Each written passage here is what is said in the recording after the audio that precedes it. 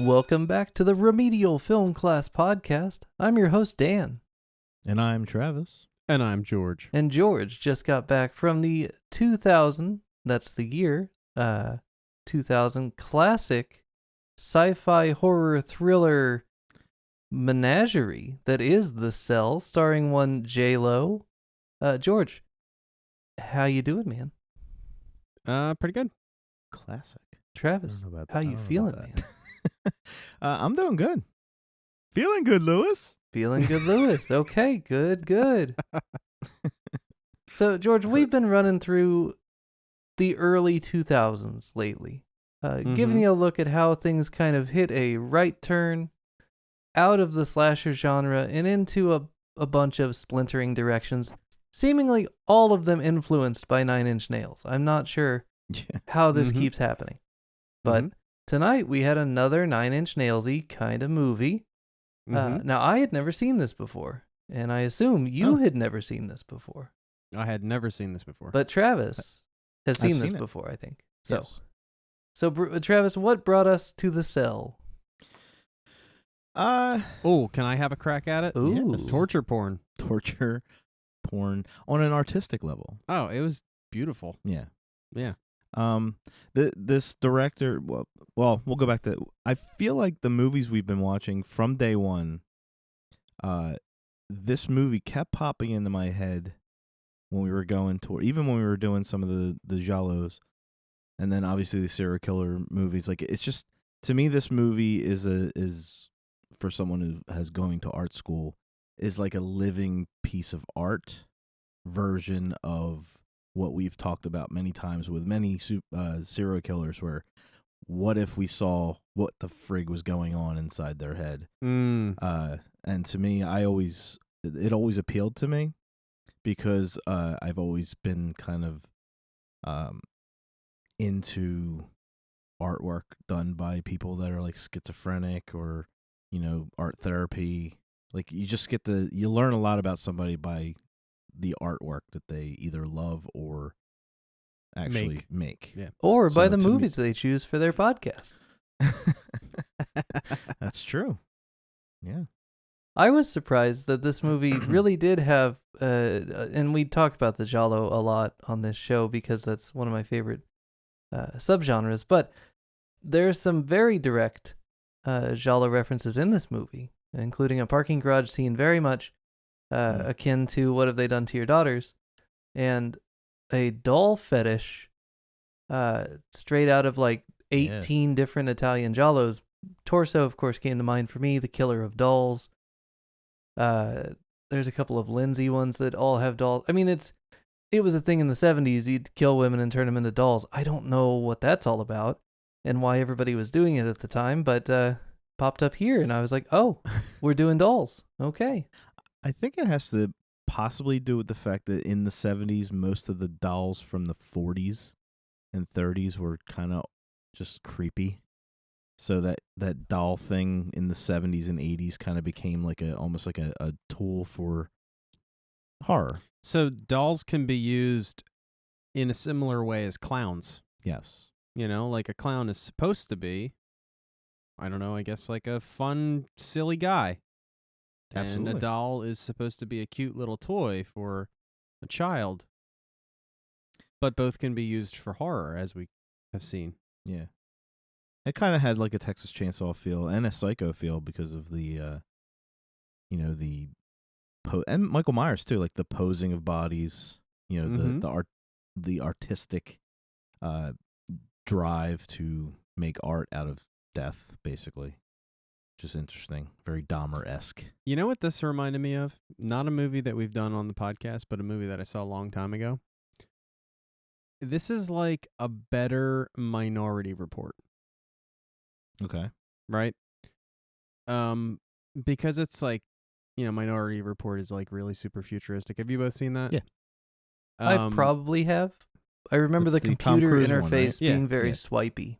That's all I remember from that movie. Yes, yeah, but they also had like, a Matrix feel too. They had like jetpacks and stuff. It was weird. Yeah, it definitely had a Matrix feel. This one, but it was futuristic, but like not too futuristic. Like Minority Report was like a little out there, And I liked that this one was.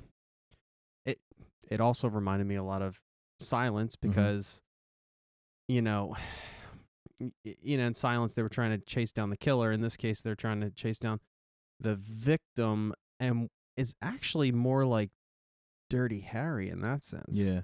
But it was a cool twist that like you're like, oh, they need to catch this guy so they can find the person, and then he ends up having like he's a vegetable by the time they find him. It's like, how are they gonna find this girl? Yeah. And so they, obviously we're going over the plot of the movie now. They use this technology where, basically a social worker or like a psychologist type person played by Jlo. It wasn't bad. I mean, this is an early. Another thing, I'm really surprised at how well it was acted for who was in it. I was like, she's early. This is Vince Vaughn before he did any comedy. Mm-hmm. Bless you. He basically walked off the set of the Psycho remake. Psycho, yeah. Choking on my tea here, boys. God bless. I'm drowning. I'm dying. I'm dying. Yeah. So I remember him being in Rudy, and then Swingers, and then Psycho. No real comedies, and then to see him like this, trying to play that straight man. Yeah. It's weird. I'm sure people who see him are like going back to this movie after knowing he's done Wedding Crashers. Well, and those movies. that's me. Yeah, I know him as a comedic actor. So he didn't really get funny until he was in Made.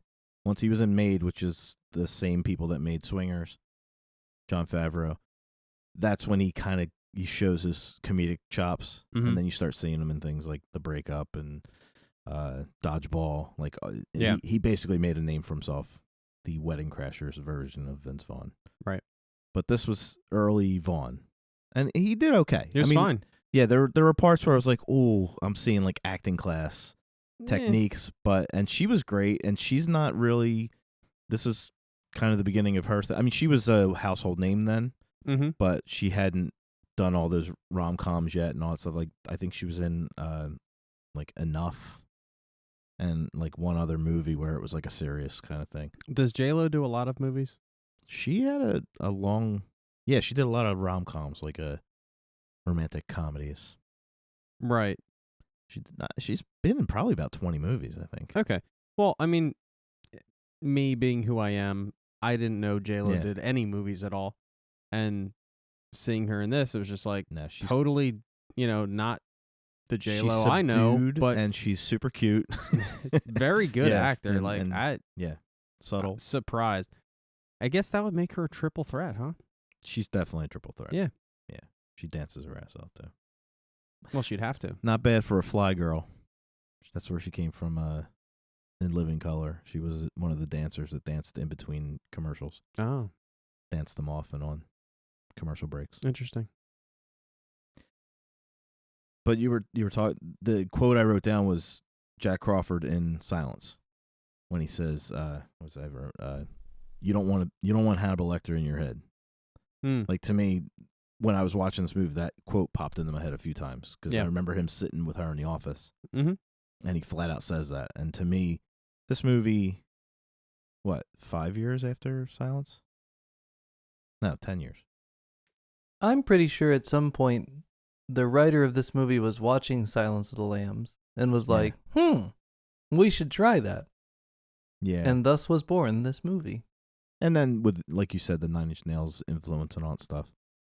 It definitely has that Marilyn Manson, Nine Inch Nails.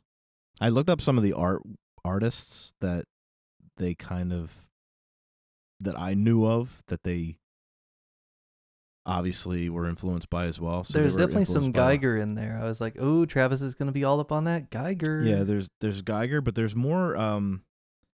I think the most prominent guy is an artist named Damien Hirst, and he used to do like dissected artwork where he would have like the animals cut in segments, and you would see like the horse almost part, like right? Yeah, I've seen like that before. Yeah. It's like almost like an MRI. Like he would do that with all kinds of stuff, and to me, I was like, oh wow. But in like drawings or in like practical looking. No, stuff, he would do like 3-dimensional art.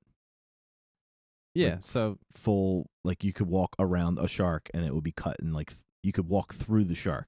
right. There would be frames on your right and frames on your left, and you would kind of almost like a Franklin Institute. Yeah, Here I in got you. Philly. I got you. You would just walk Yeah, right I was through the wondering. shark. I was just asking because I wasn't sure if he was like drawing it or he was Mm-mm. like making it with like practical things that you could like touch. I think he or- was a painter as well.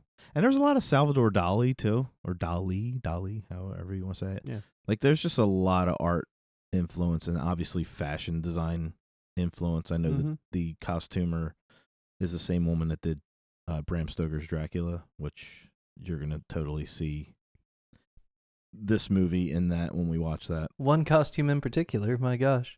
Oh yeah, yeah. When we see the outfits that they wear to go into the dreams, or the mines, or whatever we're doing, it reminded me so much of the Inside Out lady from Hellraiser 2. Mm. And then now that you mention Bram Stoker's, it's just like, oh, yeah, no, okay, yeah, 100%. Yeah. It was it's nice that she totally- kept the costume and was able to use it in this movie too. Yeah. As soon as I saw it, I was like, "What? Oh, I know where I know that from." That's hilarious, yeah. The sleep suits that they had on, the muscle suits in this movie. The real, like, You'll rigid see. ones. You'll see those later. Rib for her pleasure. Ew.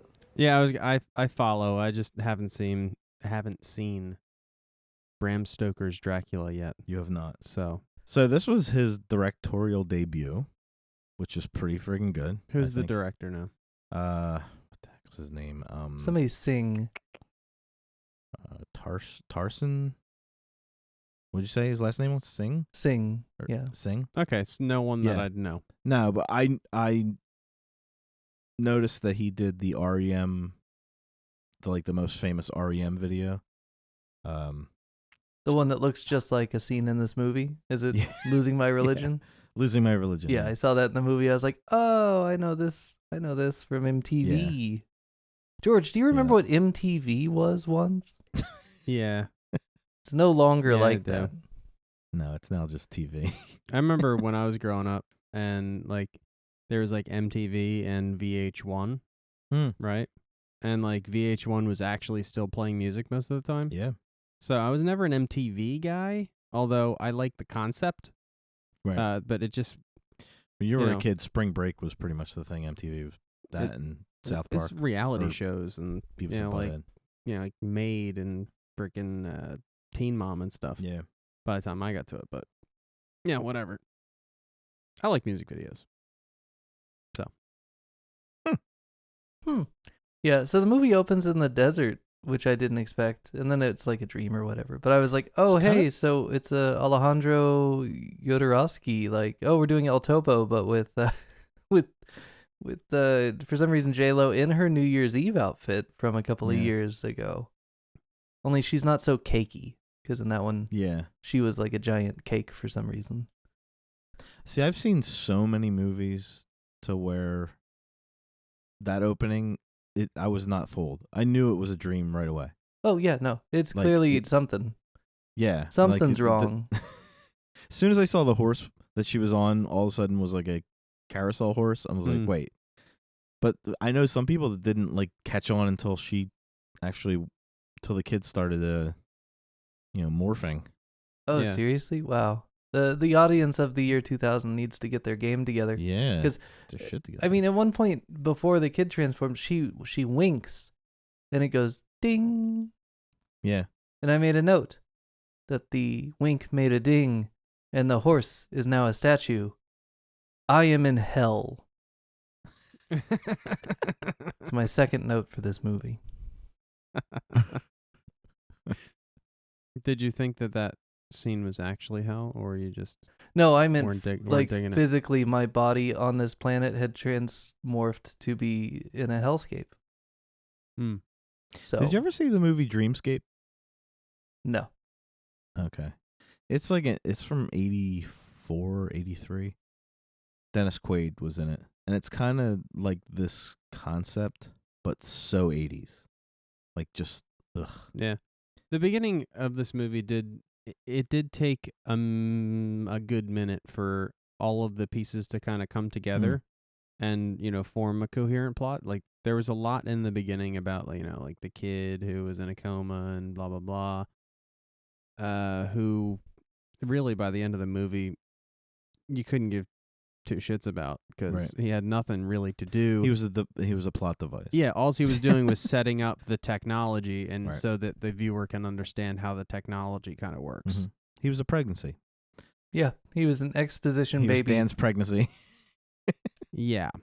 Yeah, because although they could have taken the same amount of time and just established that this is something that the FBI uses, has been dabbling in for a while. Like I know some shows they'll do like the whole medium, where you'd be like, oh, we're working with a medium to try to solve this case. Well, I mean, I like that the technology wasn't an FBI thing, right? That wasn't an FBI thing. That was like just an experimental, yeah, I think it was medical like type thing. So So the FBI knows about it, or Sure. gets involved. Yeah. I like that they kept that kind of separate. I just feel like they spent a lot of time like giving you the backstory of this kid that's in a coma that never really paid off, and I'm like, that could have probably just got cut out. Yeah, I mean, they I was kind of thinking- pay it off at the very end, but we'll talk Yeah, about but I that in a don't little care. while. yeah. I think we would have cared. I think we would have Yeah. cared more if they, maybe established that she was doing this because her child was in a coma, Her younger. That's very sibling. Marvel, Or- you know. or younger sibling. Yeah, but this is pre-Marvel. This is like, well, not pre-comics, but pre-movies. But It also sets the viewer up. This whole plot kind of it's a little confusing, kind of a little bit hard to follow. It sets you up to expect that the character or the actor or whatever comes out of the dream, which is not really a dream. It's kind of like a journey into someone's mind. Right. It's not really a dream, but kind of is. I don't know.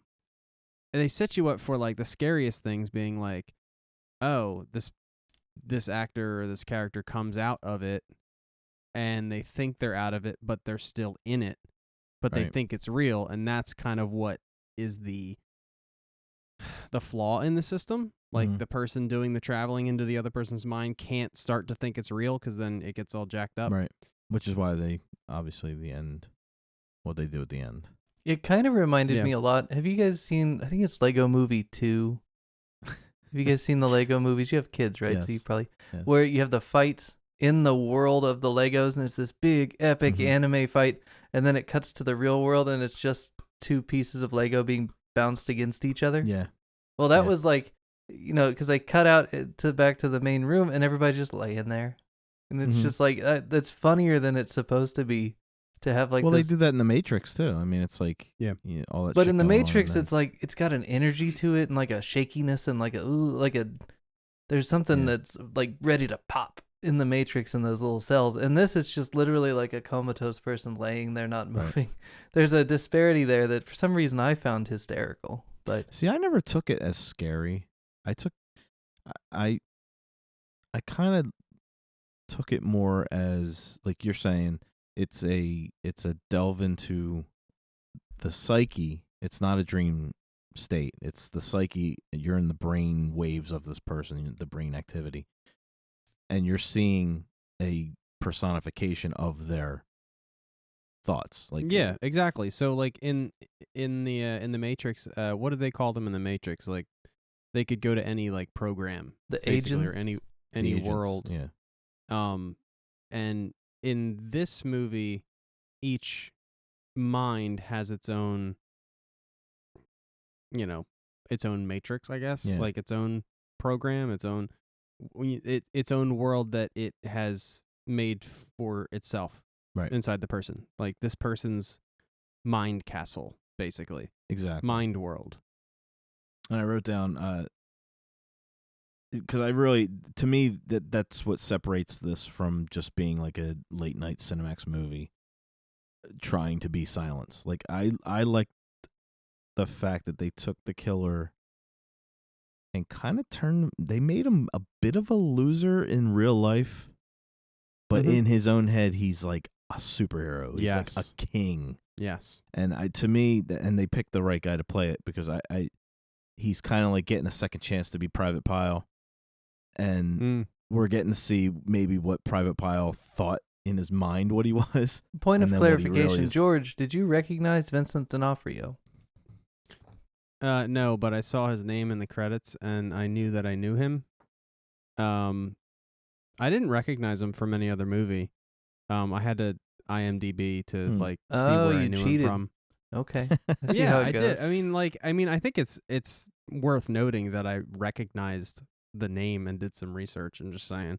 Well, you You know, didn't like, it's what recognize it students are last supposed week to do. when he said the name D'Onofrio twice, and you were like, who? I don't know who that is. We have the tape. Well, maybe it's because you mentioned it last week, and that's why it was in my mind. I think maybe. so. I think maybe you'll have to go under in a coma with me and just go into my brain and figure out why. Yeah. Which reminds me, Maybe. Travis, when we do tell him what he's watching next week, be sure not to mention any of the cast members. Yes. Yes. Why? So you don't have Because this that kind ruins the of fun. this incepted nonsense where you think you actually recognize somebody because we said it last week. I definitely recognize the name. Speaking of Inception, I was getting a lot of an Inception vibe from this movie. Okay, so let me, like, just off the top of my head, I've already referenced a bunch of movies that this reminds me of. It's kind of like, it's weird. It's kind of like the Scream of, I don't know, weird Psycho thrillers. Yeah, psycho thrillers. Because, I mean, and like I said, it was kind of like a better Minority Report. That's right. You know, there's Silence of the Lambs in it. There's, what was that movie with Pinhead? Hellraiser. Like, reminded me a lot of that. Dude, there was like a bunch of shit in Yeah. here. That Well, was like we pulled- watched a lot of serial killer movies, which are obviously have influenced the people that wrote this movie. Oh, and also like the gore. Yeah. You know, and I don't know. There's just a bunch of movies that I was thinking of as I was watching it. Inception was one of them. It's almost like we Yeah. do this on purpose, George. Yeah. Well, I mean, this was all Travis because you hadn't seen it. That's true. But we'd been talking about this movie for a while, and it sounded like Yeah. one that we needed to do. And I made it a point not to read anything ahead of time. I'd seen the poster of her face, and I'd seen the one of her face with like the deer chain antler thing. mask Yeah. on. And so I had an idea of what I was getting into from the aesthetic of those posters, but Yeah. it certainly fits with what we've It definitely been has talking a about. Thomas Harris type feel Oh, to it. you know who I did recognize? Ooh. Cole. Dean Norris. Who's that? It's Walter White's brother-in-law. Oh, okay. There you go. Breaking Bad. I haven't watched it, but there you go. I know who Walter White is, so. I never actually heard if Dan liked it or not. I don't think he's on. I think he's on the fence, honestly. Yeah. I like it. Are we having a 12 Monkeys moment or? Dude, in the beginning, the first half hour of this movie, I was getting a really bad 12 Monkeys vibe. Okay. Like, Dan's not going to be into this. I mean, I my didn't think either- second note was that I am in hell. So it was a rocky Yeah. start. That's for sure. But I think it was a rocky start for me, too. But I definitely came around. I think it did homage to a lot of things. I think in really the hands of a seasoned director, this would be a top pick for a lot of people. The problem is it's got a kind of a 90s feel to it. I remember being very divisive back then because obviously people were not buying in on the Vince Vaughn, Jennifer Lopez. Like, Vince Vaughn was just coming off of one of the worst movies ever made. Two of the remake worst movies, Psycho. actually, because after he did Psycho, he did South of Heaven, West of Hell, which is lower rated on IMDb than the Psycho remake. Wow. Yeah. So, Yeah. Yeah. And I think people were kind of not sure how to handle this movie. I remember the trailer coming out and it being something I wanted to see because of the imagery. Again, it reminded me of just living paintings. It was like, because I love classical artists, but I also love surreal artists who kind of like they take classical artwork and they make it surreal. I like, and that's, to me, that's what this movie's like. It's like it's almost like autopsy photos but with like bright colors. It's like I don't know how to it's like explain a it. labyrinth. What's what slash- Hannibal did to that security or the cop that he escaped when he took Yeah. his face? The one that he hung up on the jail cell and splayed his guts out like a painting. It's that kind of thing. Yeah, just like the scene more. where Vince Vaughn ends up in the dream or in the mind, Mm-hmm. and there's 3 women are sitting there with their mouths open and they're looking up at the sky. Like it was, that imagery has been used for decades after this movie. Like that, I think American Horror Story constantly uses that kind of artwork for all their advertising. And obviously Marilyn Manson and 9 Inch Nails kind of tap into that whole organic machinery and stuff, like when she first goes in and all those chambers, the doll women, like the milky bleached skin. Like to me it was just it's horror, but it's art, and to me that's why I like it. Yes, there are a lot of problems with this movie, So it's heart. it's heart, but visually It's horror art. it's a beautiful movie. It's horror art. Horror art. Arter. No, it is a beautiful movie. I had to Um, see Vincent D'Onofrio's O face while he was suspended on hooks above a dead lady. Yeah. I am in hell. That's my note. You're on your 3rd note, and it's Simon Hell. And then the dog is trained to be an accessory to kidnapping and murder. Yeah, he doesn't know any better. He's I just going am for treats. still in hell. Here's the thing about this movie. I don't know. It's much better than a killer chimpanzee, I think. This is true. But or someone that talks to bugs. Or a dummy, Here's the thing What? about ventriloquist dummy. this movie that comes fails out of a closet. for me. Here's the thing. This movie does the same thing that Saw does, which is it shows too much of the gross. Like it focuses on the icky part. So unlike your Silence and your Seven, where for the most part you're not seeing the horrible acts, you're seeing the aftermaths of the horrible acts. This movie falls in that same trap as Saw, where it's like, let's see how gross we can make it. I mean, some of these effects looked like Lucio Fulci effects from the early 80s, like, which when they're done in a Fulci movie that's already kind of like silly and weird, I don't know. This one's like serious and weird, so that I wasn't really feeling the vibe of I think it. it was a combination of trying to be exploitation, but also being like an art film. Yeah, it was And- dissident. I didn't like it. Dissonant, not dissident. It was not fighting against the government. It was just the notes were too close together. It was dissonant. The thing is, as the movie goes on, I mean, guys, the technology. Okay, like I imagine in the production meeting, they were like, "Hey, these VR headsets really aren't looking great when they lay on the thing," and the other guy's just like, "Oh, fuck it, just throw a washcloth on their face. That'll be our technology." Like, that production design stuff just. I mean, she has I thought that too. It was like a deer it was antler on her face for a mask that. I don't think it was a deer antler. I think When they was a pull it back sculpted off, it net- looks was like a deer antler. it did it look was like deer antlers after it sculpted metal. yes, It was but like a hood ornament. It was, but chains it was on in it. the shape of deer antlers, and Seemed it very had, like- Asian to me. it had like beads hanging on it to make it Yeah. like a mask. Yeah, it looking looked thing. like an Asian mask. It looked But, like some kind of like ancient like Ming Dynasty thing, but Yeah. deer antler. So Yeah. I don't know, but I mean maybe that's a Silent Night, Deadly Night reference, right, guys? You didn't like the printed circuit board washcloths? the printed circuit board. I mean, I'd rather it be point to point if we're doing washcloth circuitry, but I hate to be picky. You know, turret Okay, board. If I'm Washcloths. if I'm being picky, I was in the very beginning. I was like really curious about why they were being so delicate with these napkins that were on their faces. They seem to have Like, some they kind hu- of they- circuitry in them, though. Right. Well, what it was it looks like a print of a circuit board. Right. That is what it looks like. It looks like a circuit board without any parts in it. Okay. Right.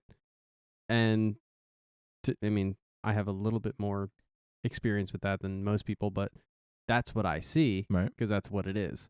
And most people just say, "Oh, it's a fucking electronical thing that I don't understand," and Looks it works. like the inside of my thermostat. Yeah, the traces Yeah. were nice and wide. You could probably get some real good They signal strength through there. And probably not, because I think it was cloth. Well, I But- mean, let's not be too picky. Maybe Yeah. it was mesh. Maybe it was. I mean, if it was chainmail, I don't know. But that was my main, Um, my first and main problem was like, oh, we're doing the thing where you're showing me the icky part, but like, it would be more effective if you didn't show me. It's the same thing with The Exorcist, right? Like, the outside the door, hearing the sounds versus actually seeing the pea soup. I feel like you're doing me a disservice as a viewer, making me look at the pea soup. It would be scarier the other way. But I think in their defense, it falls under trying to set. Like, I have this conversation with my son all the time because we're watching This Is Us. My son's rewatching This Is Us. oh my god, And no, it's actually it's a good thing because make me barf twice. it's a good show. But he's Yeah. watching, he's seeing it, a kid watching adult things and seeing the adult issues that most kids are like, I don't give a shit about It's what his, you're feeling. It's his wonder years. Watch out for the crock pot, though, guys. Right. So I was explaining to him how, because he was complaining about different hair and the mustache looking bad and this and that, and I'm like, well, they and the clothes, and I said they're trying to figure out a way to quickly show you time changes without having to explain and having, cue cards at the bottom telling you present day 20 years ago. Like, they do it with the hair, the mustaches, the clothes, the music, the cars, whatever. With this, I think they were trying to establish, because if you notice, it wasn't really gross at all in real life. It was gross inside his head. I don't know, that part So- where he was hanging upside down over the lady. And Yeah, Ew. but again, he's a serial killer. They're trying. It's no different than Buffalo Bill tucking his penis in between his legs. Yeah, and- it's yeah. and- I didn't have to see Buffalo Bill's O face, though. but you're just being a prude now. Yeah, 'Cause you it's- did. You kind of You did. saw Buffalo Bill. He said he would fuck himself. Stop it. I mean, I've seen I some didn't, pretty dude. raunchy shit in some of the movies we've I watched. didn't have a Okay. problem at all with him hanging himself. The hanging Wow. upside down thing is His weird back because skin? it's that thing where it's like that looks like one of those things that's like a sexual fetish, but the people that also looks like a practice it sideshow probably thing. don't kill people. And now I feel like we're just exploiting things that look quote unquote weird to like further bolster the case that this guy who's killing people is a weirdo. It's like, well, he's killing people, so he's probably a weirdo. I think that's a stretch. Yeah, I think people that hang Yeah. themselves from piercings, they are whether they think so or not, they're weird. But I are they think- but killing they might be people? weird They in a don't good have to way. But kill they're not. people. Yeah, but they're not killing people. At Right, least not so that what? we know of. I think it was like Ted a- Bundy was a good-looking guy that just kind of lived his life, but he was killing people too. Yeah, and he was Like, a it doesn't- weirdo, and we didn't have to show some like exploitive, like, personal Every movie fetish is to make him. exploitive. I don't know. it's Every just single weird. movie is exploitive. So this I movie, didn't. I here's the didn't thing mind though. it. Beyond all that stuff, beyond the stuff that already kind of fits into our conversations we've had about Saw and Saw versus 7, right?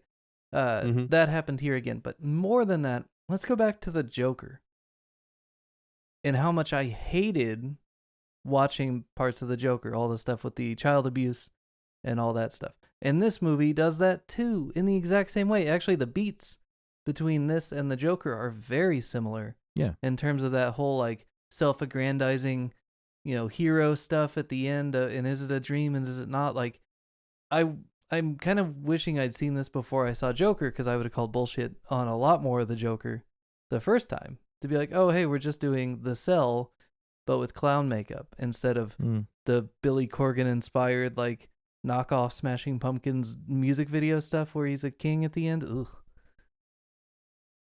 Yeah. That part was hard for me, guys. All the dream stuff. Well, then you're screwed. Yeah. I don't know. Yeah. I don't know what to tell you, Dan. I'm confused because there's plenty of this kind of stuff in a shit ton of movies that you make us watch.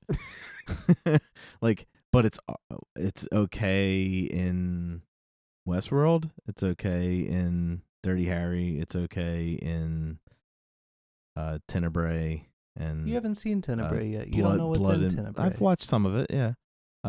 Blood and Black Lake, like all those movies. What was the one where the dummy came out of it, like the killer doll? Deep or Red. the Delightful yeah, movie. delightful. There's a lot to look at. The movie about the what have you done with our daughters or whatever, like that. There's plenty of exploitation in that movie. There's plenty of unnecessary stuff in a lot of these movies. Like I'm confused. I think Dan. I think he just has an affiliation to Italian movies, Yeah. and it's okay when they do it. Yeah, and I think that he. I don't know, man. I think he got a bad taste in his mouth in the very beginning. The Town kinda That Dread like at Sundown, I the did. guy fucking killed somebody with a trombone. Like, I mean, yeah, seriously. and that's an American classic. That movie. That's like The So- Godfather. No, I don't know. If I were to put it into terms that might be more non-movie related, but not guitar related, I'm really going to go outside of my comfort zone. I'm going to talk about neither guitars nor movies. 'Kay. Say you go to a restaurant. We all Mhm. like food, right? Mm-hmm. Mm-hmm. And you bring me a meal, and I say, guys, it's got onions on it. I don't like raw onion. It's gross. Tastes like shit. And you're like, well, what? First of all, you're wrong. You like but okay. you like Indian food? And I'm like, yeah, I really do. It's delicious. I mean, not all. I mean, it's a big slate of food, but I have a lot of dishes I really like out of Indian food. But I Yeah, don't like and raw A onion. lot of them have onions on them. I don't like raw But you- onion. but in you my like Indian 'em food. You know, like them still? if you cook them in, then it's something I can deal with, right? But when you just pile them on top of my food, you've ruined my taste for it. Like, we're in the child abuse thing. I don't want to see this. It doesn't make it fun to watch these movies. Just like Joker, where I'm like, ugh, child abuse. Ugh, can't do it. Not my thing. Already takes me out of a movie. It takes me further out of a movie I'm already out of. But then you could turn and say, well, Dan, you don't like onions on your food, but I mean, you had us eat Burger King the other day. I'm like, yeah, and it was Burger King. And going in, you knew it's gonna be Burger King. We're gonna have chicken nuggets. There's gonna be a trombone. It's gonna be wild, right? Like, yeah, these aren't the same thing.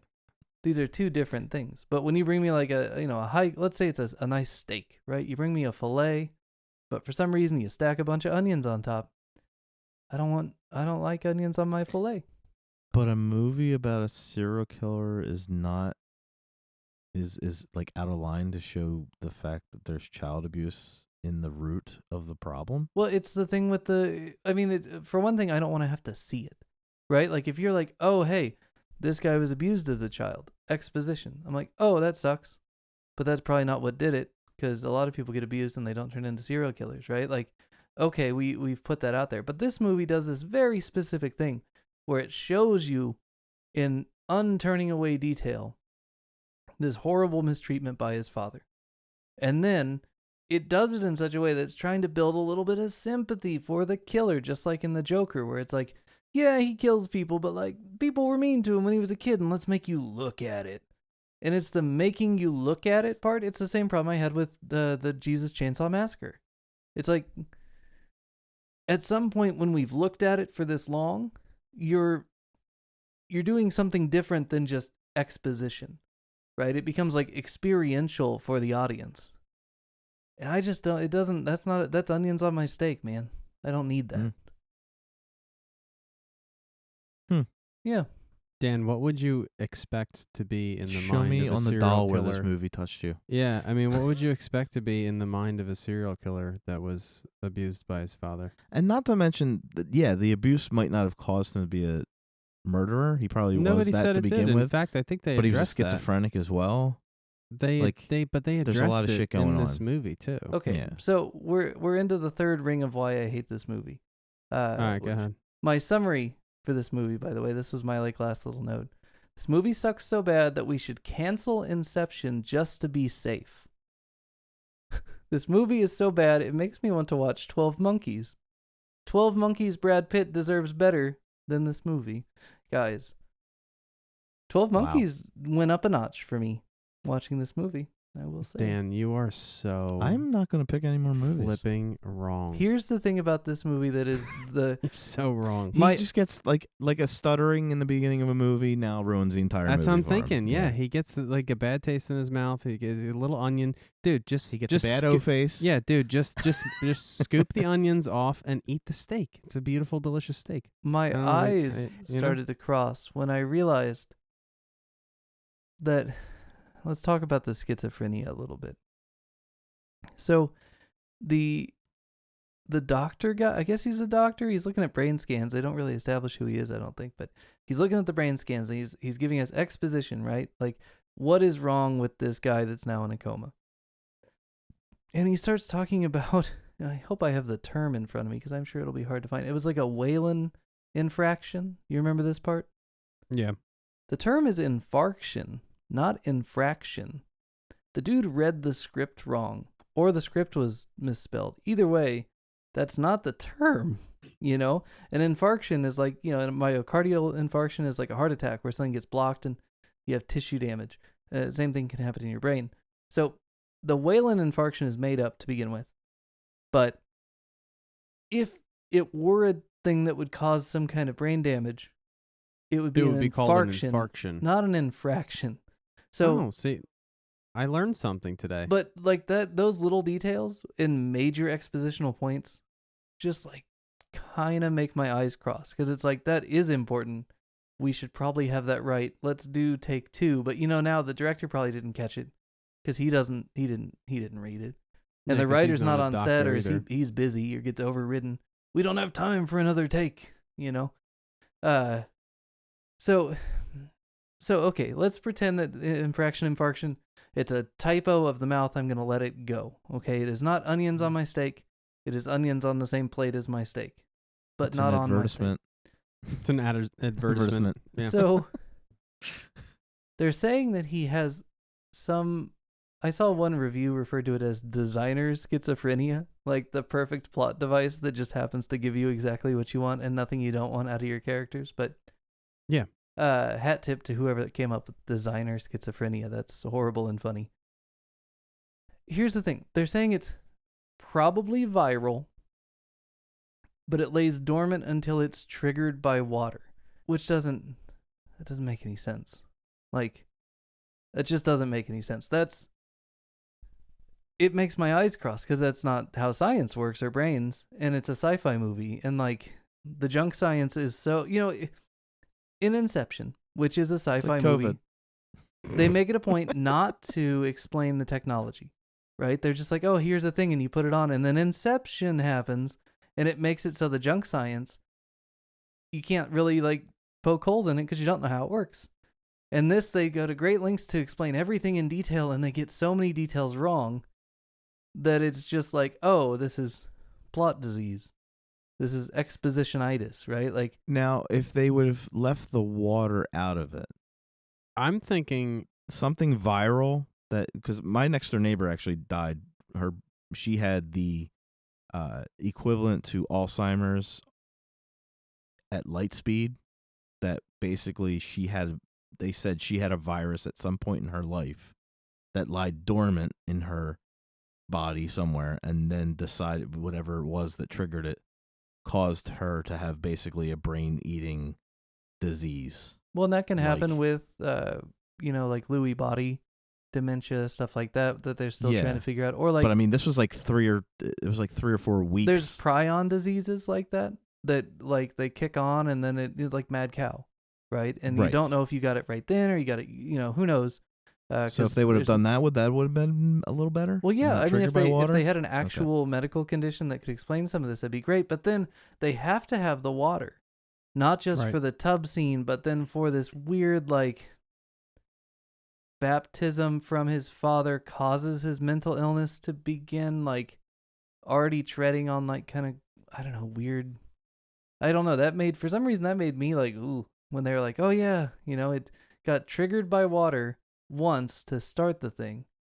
And then he starts killing because he was baptized. And then he becomes comatose because it happens again in the bathtub, just in time for the FBI to find him. like the amount of conveniences and necessity and luck to be involved in the timeline of that movie is just it's just plot junk. Like it's not ugh.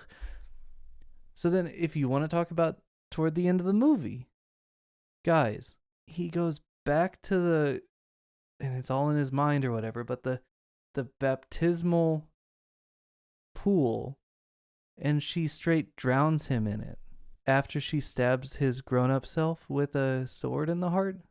And then I have to see this poor, I mean, even though I know it's the bad guy, it's a kid. He's what, like 10, 12 years old? He's got this giant wound and he's all like dying and stuff. And I'm like, oh God, I don't want to see that visual. That doesn't make me feel good about what she's doing to this killer guy. And then she drowns him in the baptismal pool. And she's the hero. Guys, I really had trouble with almost this the movie. same ending as The Ring. Yeah, I mean, I'm listening to you explain it, and I like it just as much when you explain it. And she was dressed like Mary. Yeah, I and think she's she dressed was- like a I nun think or she was something. And dressed like Saint Catherine. Okay. I think, because that was the holy card that she was looking at. Okay. I think. then at the end of the movie, like the very end of the movie, as she and Vince Vaughn are having this conversation about how, oh, are you really going to invite that other kid into your brain? He makes this face, or there's some kind of connotation at the end, like, don't drown him too, you silly goose, you know? Like, and she kept his dog. Why'd she keep his dog? What the hell? Because the dog was an innocent bystander. No, the dog was an accessory to murder. We already established this. Yeah, but Trained for he murder. didn't know he was killing anybody. Trained for Yeah. murder. I don't know. I think that she kept the dog because it was that they were trying. They were Sarah Connor moment. I think they were trying to show that her. Okay, so here, let's go back. Let's go back to the baptismal murder. Wait, hold on. That's me tearing up my notes that I was so excited and felt like it was going to be a good episode because Dan just remained quiet for 20 minutes while we talked about a movie he fucking hated. Well, he did. Yeah. While he I sat didn't there and wanna, smirked I with his wanted mic to bury off. the lead a little bit. I wanted you guys to have your fun before I crapped all over it.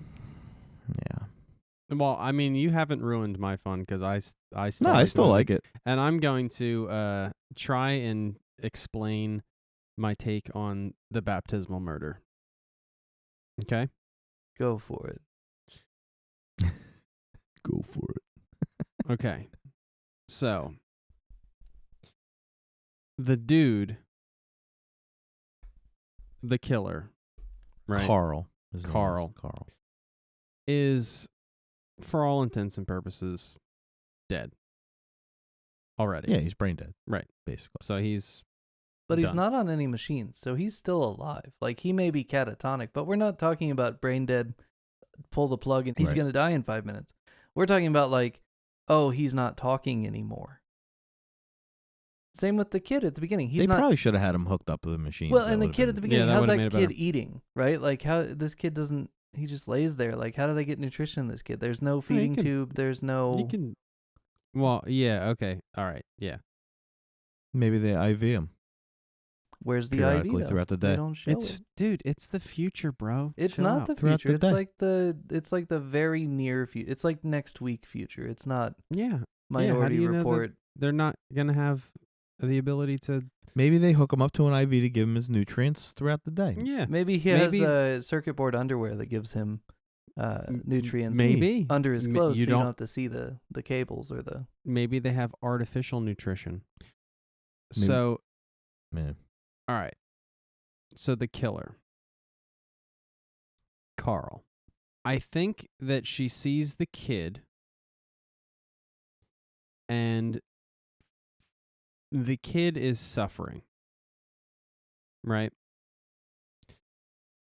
And the adult is just out of control. Right? I don't So know that if I you- agree with if either of you those notice- points, but go on. If you notice, she stabs the adult. And he laughs at her. Says this isn't real. the king, right? Right. She stabs him in the Smashing heart, pumpkins. right? Because that's what he deserves, right? And with the kid, she, let's say, mercy kills. Because he's trapped in the same mind as that other dude that she just stabbed in the heart. Hmm. Okay? She feels bad for the killer. She's back and forth between She has a child psychiatrist as well, or psychologist. whatever. She's back actually and just forth. a therapist. It's a different tier. But she's involved in like basically children psychology, right? But child therapy, big difference. Therapy. Which made me think that maybe the script author or somebody who wrote this movie maybe didn't care. I mean, you'd expect it to be a psychiatrist or a psychologist. Yeah, it was sloppy. It was interesting. I did have a note on here that, and this is probably a Twitter joke more than a podcast joke, but I said, people will write a whole damn movie instead of going to therapy. That was this movie. Go on. So Mercy kill. she mercy kills A child. the child. With a giant gaping flesh wound from her stabbing the other him. Right, because it's the same person. The child is trapped in this mind with that adult Kind of like person, Jason that Part 8 king, when he kinda died thing. in the sewers. And so, but she does it with the baptism, right? Because in order for this to work, in order for her to actually kill To end the cycle. the adult version, right? Remember the dying in a dream, you die in real life kind of thing. Right. Remember that? You actually have to think the dream is real, right? And the adult knows it's not real, but the kid doesn't. does not. Right. And so that's why it works. You remember the part at the end of Friday the 13th, Part 8, Jason Takes Vancouver, when Rennie, our sweater-wearing, curly-haired hero lady, walked up to that shivering, scared Jason and straight fucking drowned him to pay him back for all the killing. No, because that would have been awful, and I would have hated that movie. They have to kill I mean, it's almost like, it reminds me of the Jason, the Voorhees. Only a Voorhees can kill a Voorhees with the dagger from whichever movie they borrowed the dagger from. Like, but like that's Jason Goes to Hell, like, which we know is going to be shit going in. So when it is shit, you're like, hey, it met my expectations. It was Burger King. Like, okay. What about The Omen? You mean what about the Exorcist? I mean, The Omen has like the most tragic ending, and you don't even know what happened. Yeah, but I mean, the whole plot was he had to kill the kid. And it's horrible. And he spends the whole movie like, oh, this is so horrible. This is so horrible. Well, and I didn't get that from Jlo. horrible. I didn't get a whole lot of like, oh, I really don't want to drown this kid. Well, that's why she kept his dog, because she felt bad. No, I think she was just preparing for the dogs are able to determine if somebody's a Terminator or not. So she probably. Well, it is the future, so that does make sense. You're probably right. If she survives Judgment Day, if I remember how those movies went Which down. she won't, because she fucking killed a kid. Yeah. But to me, it just reminded me a lot of the Ring ending. She killed like an it was adult. almost like closure. She didn't kill a real kid. She killed a dream kid. Not a dream kid, but the killer's psyche. She killed a kid that doesn't exist. Yes, that's the exact It was right way to put symbolism. it. It wasn't she real. killed a killer's psyche. Well, see, and that would be fine if you didn't show me the dying child with the graphic flesh wound. Like, it's sad in The Ring when she picks up Samara and she turns into a skeleton, because it's like, oh, she's free. Like, but we didn't do this. This is a thing that happened while we were adjacent to it, and now I'm holding the corpse. Ugh, like, gross.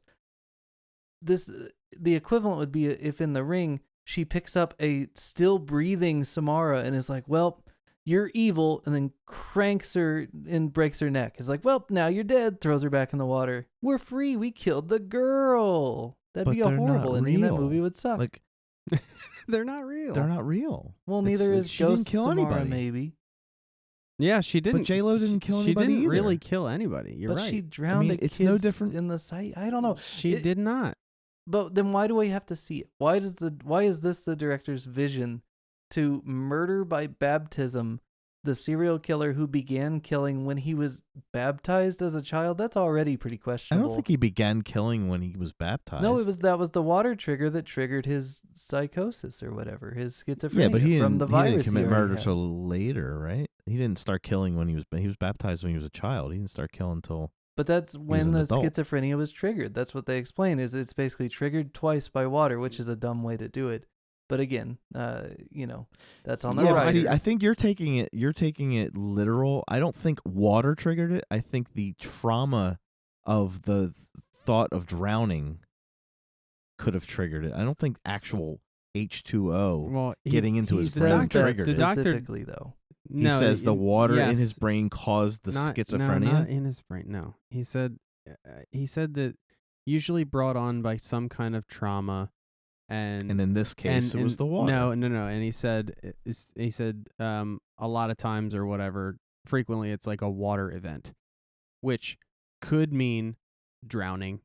Yeah, but or like he thinking never you're gonna said drown. that the or- H2O is triggering it. He's saying the traumatic anyways, event. It has to be. So it that's has more water, psychological. Water has to tie into it. I mean, I guess it doesn't have to, but the fact that water ties into it, it makes a lot of other things. I don't want to say make sense, but it's like, okay, I get why you do that. Like the way he kills his victims, Drowning, right? Is why does he do it that way? Because he's so mad he got baptized and it turns him into a schizophrenic or whatever. I don't know. It none of it has I don't like... think he does. He doesn't do it consciously though. I think he's doing it like It's almost like he's- Norman Bates does what he does because he has mommy issues. Yeah, But he's we never trying have to to- see Norman Bates do it. But he did. We watched him kill a woman in the shower. We watched him push her car into the water. No. Ooh, you want to Yes. hear an interesting thing about the shower scene that I didn't know? You want to take a quick aside and talk about Psycho for a minute, please, God? Let's talk about Yeah, Psycho for sure. a minute because that movie is good. Let's do it. The old one, not the... Right. I was watching one movie this week from 1943 called The Seventh Victim, which was a relatively successful kind of tense thriller movie from 43. There is a scene. There is a shower scene that is blocked, very similar to the first half of the shower scene in Psycho, where a shadowy figure appears at the shower and has a conversation, kind of a semi-threatening conversation with the woman while she showers. And it's a lady, an older lady, walks up and her shadow's visible on the shower curtain. They have this tense conversation. Now imagine, you've seen that movie, and now you're seeing Psycho. And for a moment, you're like, oh, that old lady's going to talk to that lady who's in the shower, and it's going to be vaguely threatening. Mm. And then she fucking starts stabbing her to death. Like, how much scarier is that scene if you've got that context? Like, it's one thing to not know what's coming, but imagine, like, the comfort in thinking, oh, I've seen this before. They're going to have a tense conversation, and then everybody's going to be just fine. Right. Holy shit. Shower open. It's amazing. Yeah, you're right. It, like, added a new layer to Psycho for me, having seen that this week. So check out The Seventh Victim, if only for the shower scene. So cool. Word. I'm just having issue when you have issue, but you don't have issue when it happens exactly the same way in other things. I think that's where I have conflict because I'm sitting there going, yeah, he might not love this movie, but it's kind of a lot of what we've watched. So I didn't really honestly think it was going to be worse than 12 Monkeys. Like, to me, that's like telling me that I should get rid of my fourth child because that kid's just damn ugly. Like, just get rid of that kid. And I'm like, but no, get rid of it. It's ugly. You can keep this movie. I'm just probably going to ever watch it again unless I have to go get sound clips to justify what that doctor guy says about the schizophrenia stuff. So, Yeah. it's a huge mess, right? Like, they're sort of blaming the child abuse for him being the murderer, which feels very It's like a Michael Rob Myers, Zombie Rob movie. Zombie. Yeah. Which already that's like one of the shittier things about the Rob Zombie Halloween, right? We talked about it multiple times. Yeah, We yeah. don't want to know why Michael Myers is the way he is because it makes him less scary and more sad. So it's got like elements of that. It's got elements of the Joker and the child abuse and the mental like self-aggrandizing king stuff, which just parallels it so well. And just I don't know. I just for some reason why stuff is the King stuff bad?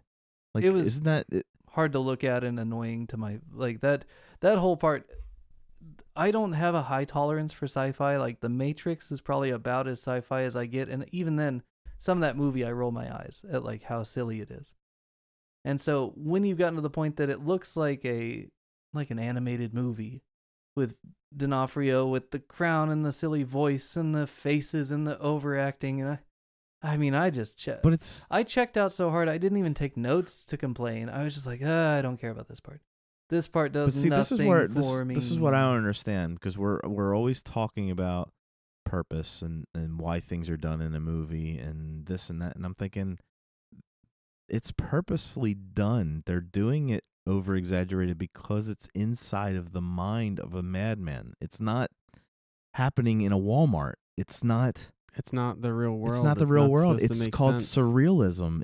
It's like looking at a Salvador Dali painting and going, okay, that guy's eye is elevated above his head, but it's really awesomely shaded. See, but but it for me, looks that like an just eye. that never hits for me. Those kind of things. That's why like The Ring is so good for me, for my personal taste, because it is a world I recognize, and from there, things happen in a way that shouldn't, and it like breaks the rules of our world, and so it could be dumb, but it's executed in a way that's that scary. I understand. I don't think that this movie But The Ring breaks. I don't think this movie even breaks the realm of the real world, though. Like all of your complaints about like the king and the way he looks and the overacting, all of it happens in the mind. Well, yeah, but Right. here's my problem with that. Anything can. So it's anything subjective. Is, Once yes, you- it's his anything is- mind. Once you enter the Yeah. mind, I don't care. Like, it's not for me. It's just Yeah. not for me. Okay. I Then you're look just at weird. it. Also, I look and at it also as like final point- a person who just in the way a sociopath views empathy as something they just don't understand, right? I view dream world stuff generally as stuff that's just like, oh, this is good for somebody. Okay, and my final point, Dan, is that they make it perfectly clear that most people who were abused as kids do not grow up to be Yes. serial killers. Well, then what made this There is guy a a s- serial killer? I don't know. Was it the viral This- schizophrenia that we was never caused by the know. baptism? Because This people have schizophrenia they don't and they don't turn address into it. killers. They don't address it, but what they do address specifically is the conversation between Jlo and what's his face when they're talking about the past, the killer's past and abused as a child, and it was insane when he committed the murders and whatever he got off, and he said that kids experience this stuff way more intense than like 10 times more intense or whatever, and they grow up and never harm another human being. Like, he addresses that he doesn't Mhm. think that, and he's trying to bring, and Jlo as a social worker is like sympathetic to that, right? All these things in the kid's past are blah blah blah, it's not really his fault, blah blah blah, and she's wrestling with that. So you have those two opposing viewpoints in this movie coming together and butting heads, and really generally I feel like it's like up to the viewer to like flesh that out, or what you feel personally. But it was definitely addressed in this movie. 100%. But here's the issue with this, okay? So if we're going to track our theories on how Vincent's character, Carl, ends up a serial killer, we have two major given to us by exposition potential things, right? We have viral schizophrenia brought on by the baptism, or we have abuse by the father, or some combination of the two. The problem with the way this movie presents it, though, is that as the movie progresses, the only thing you see in his behavior is drowning women and turning them into dolls which specifically relates to an incident of child abuse where he's beaten for playing with dolls. Mm-hmm. So the movie establishes clear correlation, some would say even causation, from those events to his later behavior. And it gives you no other leads or potentials as to why he is the way he is. So they can And give I you lip think- service of like, oh, most kids that are abused and most kids that are virally schizophreniazed. Nope, not buying it. Well, then what made You're him wrong. crazy? Prime Something example. else? The movie A does third not. thing? Like, think about that, though. Think of the No. odds of this character that you've developed sort of shallowly, right? Acting in such a way, and then being like, oh, but don't worry. None of those things that we made you sit through caused his behavior. It's actually a third thing we're not even going to talk about, or a fourth thing. I we're not gonna honestly talk about. believe that it's more generic. It's a traumatic experience that causes, like, I know for a fact, based on everything that I've read on Ed Gein, he never killed anybody, never grave robbed, never did any of that until his mother died. His obsession with his mother's death is what caused him to start dabbling in necrophilia and grave robbing and making furniture out of body parts. Like, he never did any of that until after his mother, who he was already mentally ill, but he never did anything about it. He never acted on it until after his mother died. But that doesn't mean that there wasn't pre-existing, like, Well, yeah. behavior, right? So I think you're missing the point, dude. I really think you're missing the point. The abuse and in the beating and everything, all of that, it's left up to the viewer to decide whether that is the cause or a correlation or just Irrelevant? or irrelevant. It's that this movie does not Pick blame sides. it does not No. blame those things. It leaves it just it is what it is. But what this movie is an expose of the mind of someone who drowns women for pleasure. to It's turn them not into right. There's dolls. something wrong with it. But here's, right? I mean, And this is what it looks like inside. you can Maybe. you can argue that that is what you should take away. But the evidence given to you by the people that made this movie, what their skill level is at storytelling is debatable, right? But they give you water and they give you dolls, and then you're saying you shouldn't take water and dolls from the origin story and apply No. it to the outcome of who this guy becomes? No, what we're saying is it's an isolated incident where they're not making a commentary saying all abused children whose dads beat them because they played with dolls will become serial killers if they touch water. They're not saying and that's that. They're not what I'm that- saying that they're saying. I'm telling you that this guy in particular is given this origin story, which they immediately say like, oh, but don't worry, this isn't most people, just to cover their butts, because their origin story is kind of lazy. And if there is the possibility that something else besides the traumatic 2 incidents that you're shown cause him to be a serial killer, then you just made me, the viewer, sit through a kid almost getting drowned in a baptism, and then a kid being beaten and calling slurs for playing with dolls for no reason, because that's not what caused it. So it's like you're losing either way with me because of the way this movie is made. It's not for no reason. It's so that the social worker character played by Jlo has a level of sympathy. So that she'll drown him to death. Yeah. At the But end he's of the already- movie. Yep. But he's alive. It's there He's to not play. real. It's there to play off the characters. But it causes his physical death in real life, right? We don't know. No, because He there's could an still inquiry. be laying in the There hospital. wouldn't be an inquiry if he was alive. Also, did they ever get a warrant to go into his brain and poke around? Because I didn't ever see a Oh my a warrant. god. No, they probably didn't. I think he's got a 4th Amendment right to not have you in his brain. Actually he has a 5th Amendment right to not incriminate himself. There you go. And a 2nd So- Amendment right to keep all those fun weapons he had in his dream world. Hmm. But no one was trying to take those away. Well, she used the one on him, but I guess she kept it. Here's beyond all these things, guys, Okay, well, he should have had it in a spike lock then. my should- biggest He should be needed a responsible spike owner. a fingerprint activated spike as opposed to a general spike. Don't leave those Right. spikes loaded. It's dangerous. It's right. Here's the thing about this movie that sucks It's not the a most joke. for me. I get through the movie at least 4 times. I had I am in hell type references in my notes, but I saved most of those so you didn't have to hear those. They get to the end of the movie, and Vince Vaughn's like, hey, don't drown that other kid when you let him into your mind, which is just, that is what it is, I guess. But here's where the movie should have gone, right? You've introduced the ability to go back and forth to each other's minds. You should tease that D'Onofrio may be physically dead, but maybe some of that is still inside of her brain, and that's why she keeps the dog. How you missed the opportunity to do that, I don't know. Yeah. That's a hell of an ending that they just missed. That's true. Dan's got a point there. Yeah, no, it'd been cool. That would have been cool. And actually, I'm not participating on how we fix this. is that experience that she had in her mind ever going to be out of her mind? Really? Right?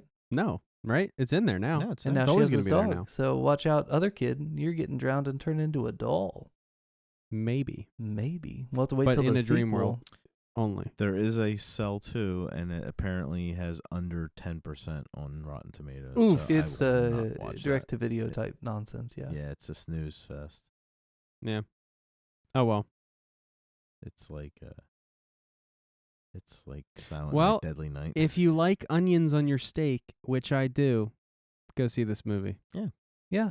And if you trust my judgment, see it and see what you think. Listen, Roger Ebert loved it. Roger so Ebert I'm gave on it 4 stars. Good for Roger Yes. Ebert. He also loved Beyond the Valley of the Dolls. So, Yeah. actually, I mean, just watch El Topo if you want to go Yeah, and he also to loved the desert. he also loved Dawn of the Dead too. So we gotta. Oh, Dawn of the Dead is you so know. good. Hey, you know what cracked me up the most at the beginning of the movie? Trav's eye roll. Guys, What? I think I pulled a muscle on that. The eye roll. movie- He pulled his orbital muscle. the on that movie opens in a desert dream. one. Mhm. And then the first real world scene, Not a dream, but go dream, Mindscape, whatever, artificially Mhm. created by not real No. brain. I don't know what it is. ahead. No, it's a real brain. Okay, It's whatever. inside a brain. It's So- a consciousness. It's a okay. So it opens up in a desert. She's wearing the dress from the New Year's Eve, but less cakey. And then the Mhm. first scene in the external world is at a facility, basically on the other side of the hill from where they filmed the consciousness stuff. Did you catch that? It's like a building that backs up to the desert, but they just, to save costs, didn't show much of the desert, and then you could tell where they would have gone over a hill and it was all desert, so now they had their dreamscape. Right? I mean, that's just good value in your filmmaking. I did not notice that, but I appreciate the frugality. Yeah, save a few bucks. Can we discuss the fact that Gordon Ramsay is a character in this movie? Wait, what? I'm looking at the credits and it says Gordon Ramsay. Oh, is that real? Jake Weber. Huh. I wonder who Gordon Ramsay is. Did he say, "This fucking sucks"? I didn't see Gordon Ramsay in there. Maybe he was one of the Dream Demon guys. Oh, he's got a full name. Huh. Gordon Ramsay. Right above Cole. Infraction. Well- guys, Was infraction. I guess Gordon Ramsay's really just one of the cops, I guess. Hmm. Not the Gordon Ramsay. That's the character's name. It's played by Jake Weber. Oh, I see. I thought we really had a weird crossing of worlds where that Mm-mm. TV No. guy got No, out of the Gordon kitchen Ramsay- for 5 minutes to make a movie. No, Gordon Ramsay's just the name that they chose. Well, you did say you were in hell, and he does run Hell's Kitchen. Oh, it That's all true. comes full circle. Can we tie it into Nolan somehow? I don't know. Inception. Probably. Yeah, Oh, Inception. Boom. it's already Nolan. Boom. Yeah. Yep. 6 degrees of Christopher Nolan. And a little bit of Jason in there too. A lot of Jason. All right. Well, we're not going to agree on this one. What No. are we watching next week? What are we watching next week? I'm excited about this one. I've seen this one before. Actually, the movie we're watching next week, which I'll let Travis do his whole spiel, but This is the first R-rated movie that I saw in a movie theater, and the teller Wow. did not yeah? did not card me. I was so disappointed. I wanted to show her my ID and be like, "Yeah, I'm 17. What's up? Oh yeah. Yeah. Mm. Oh yeah. Oh yeah." Mm. So what do we watch next week, Travis?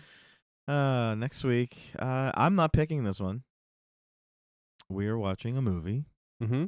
that I don't know if you've seen or not. Is it called Burger King? I can't tell you who's in it. Not Okay. allowed. All right.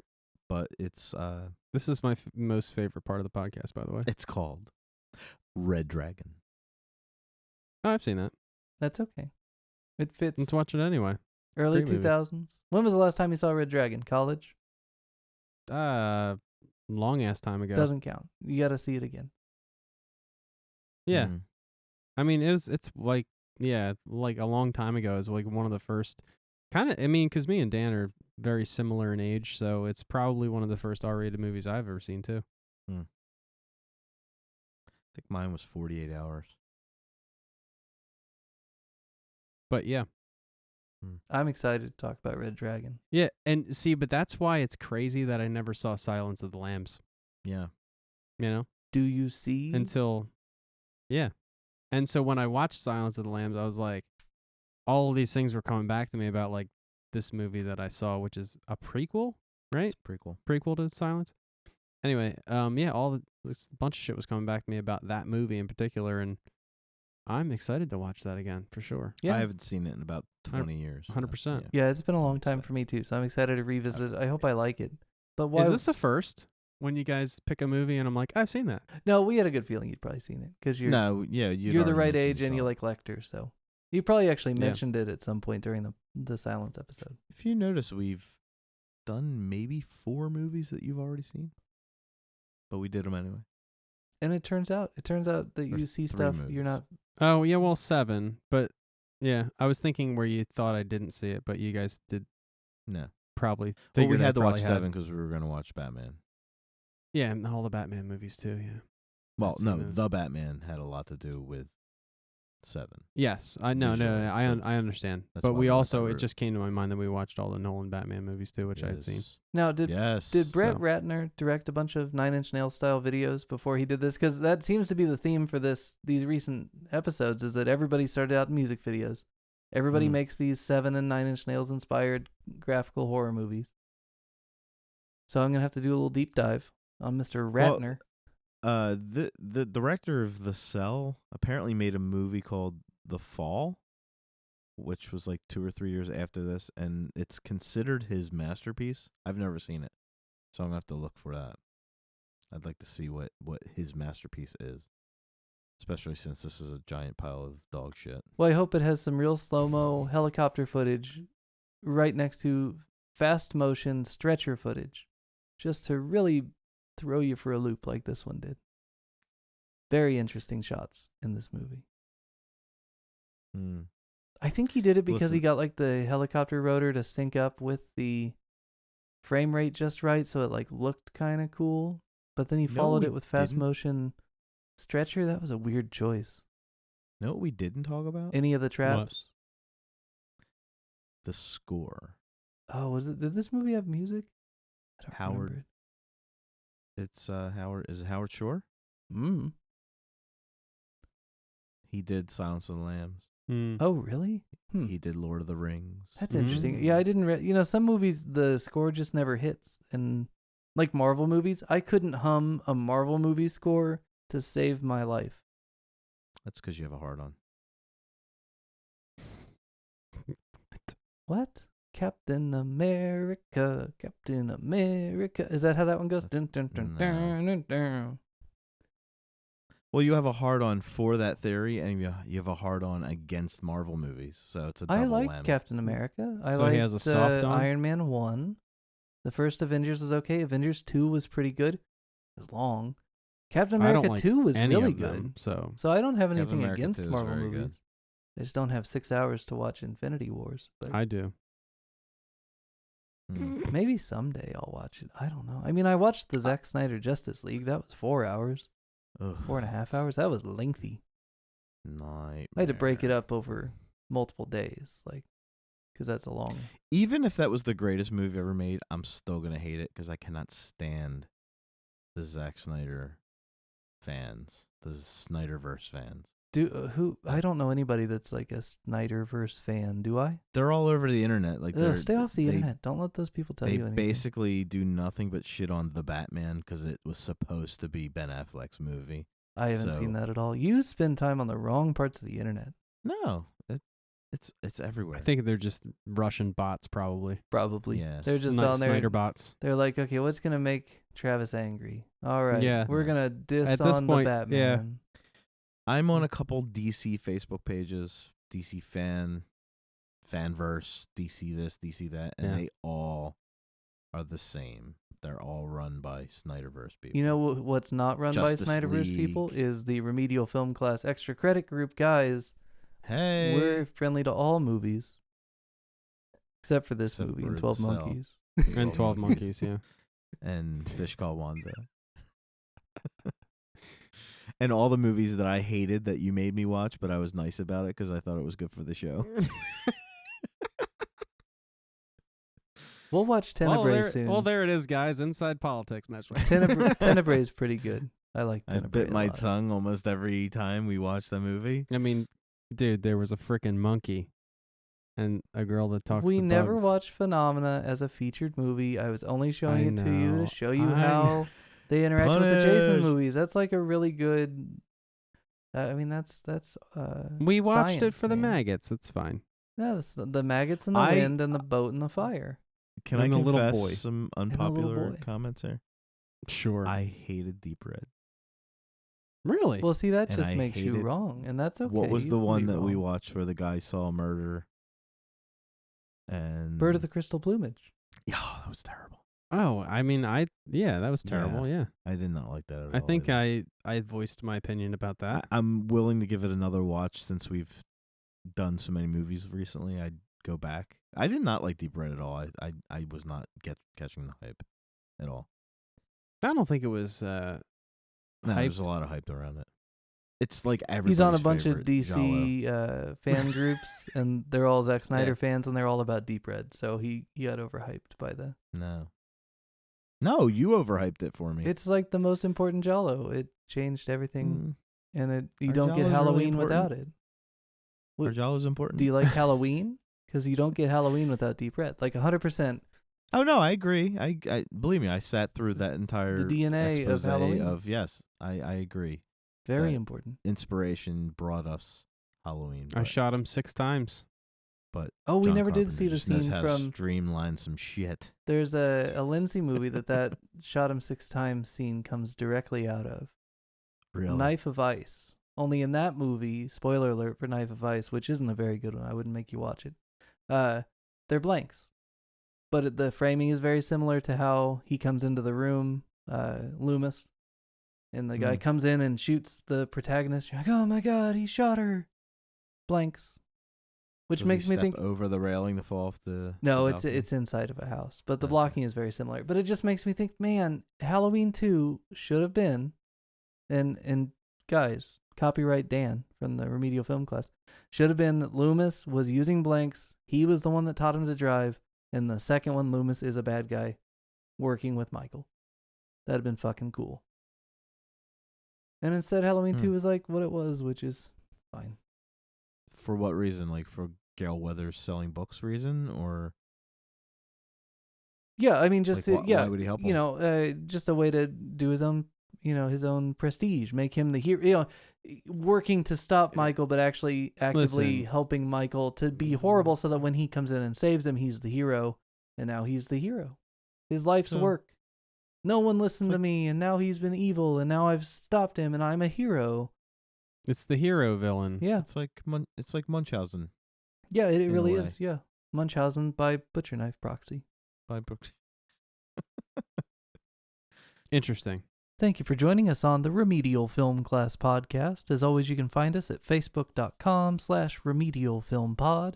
You can find us on Twitter and Instagram at remedialfilmpod. You can find us on YouTube. And heck, you can even email us, remedialfilmpod@gmail.com. I have some predictions for Halloween Ends, Would you like to hear them? I don't know, because George hasn't seen Halloween or Halloween Kills. George, you don't listen to this podcast, do you? No, not at all. Okay. Take off your headset. Travis, tell me when George is gone. I'm going to give you guys my preview of what I would love to see in Halloween Ends, but probably won't get because I'm not that lucky.